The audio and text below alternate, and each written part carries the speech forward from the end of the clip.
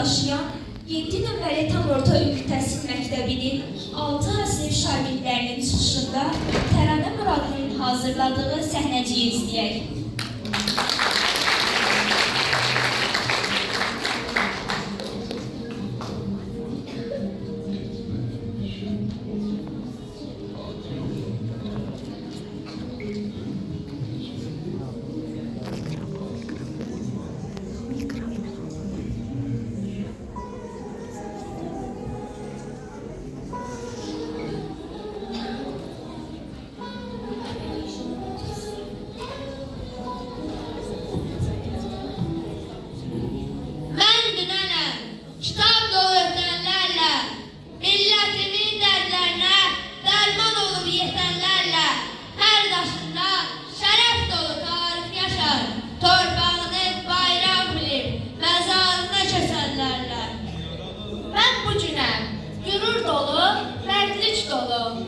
Yoludur igidlərin uğur yolu.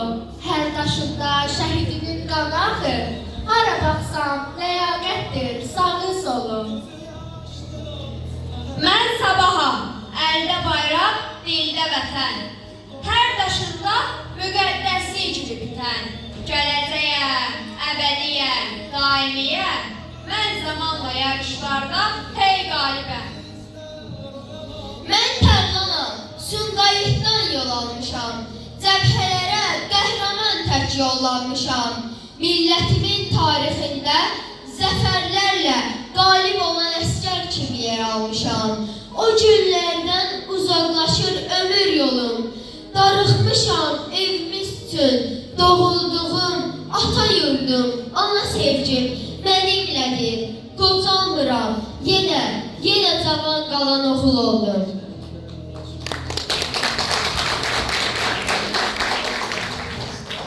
Mən atayam, Tərlanımla fəxr edirəm. Dərd qovurur, amma yenə hey dözürəm. Sən atanın qəhrəmanı igidisən. Darıxanda, məzarında mən gəzirəm. Mən anayam, canım oğlum, qəhrəmanım. Həm dünənim, həm bugünüm, həm sabahım. Sənin üçün eləyəmə qarışmışam. Danış biraz, qoy azadlıq sakitləşim, ay Tərlan. Mən qardaşam, şəhidlərin qardaşıyam. Tərlanların hamısını yaşadacam. Unutmaram bircə anda, bircə gündə. Nəsillərdən nəsillərə o adları daşıyacam. Mən bacıyam, Tərlanımın bacısıyam. Şəhidlərin bacısı tək çox şərəfli ad olmuşam. Can qardaşım, qəlbim sənə həsrət qalır. İldən ilə sənsiz işlə qocalmışam.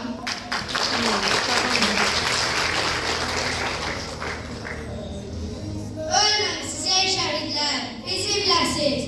Həm dünəndə, həm sabahda bu gündəsiz. Əzəmətli çiçəklər arasında, ruhunuz saat qəlbimizin ortasında.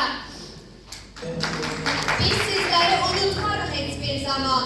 Çünki sizdə var olmuşuq zaman zaman.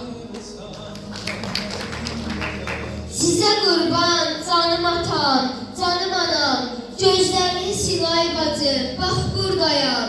Qardaşıma qardaş olsun həmvətənlər, bir bax mənə, ölməmişəm, yanındayam.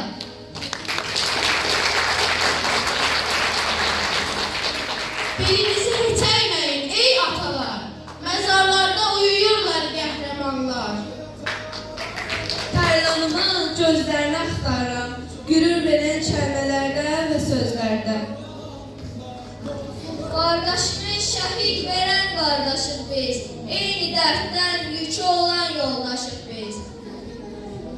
Şükür Allaha, Tərlan kimi qardaşım var, ruhu ilə danışıram, sirdaşım var. Bu həyatı siz ürəkcə yaşasanız, mən də illər ötsə belə yaşayacam. Hər bir zaman var olacam. Əmin olun, gənc yaşımı qoruyaraq yaşlanacam.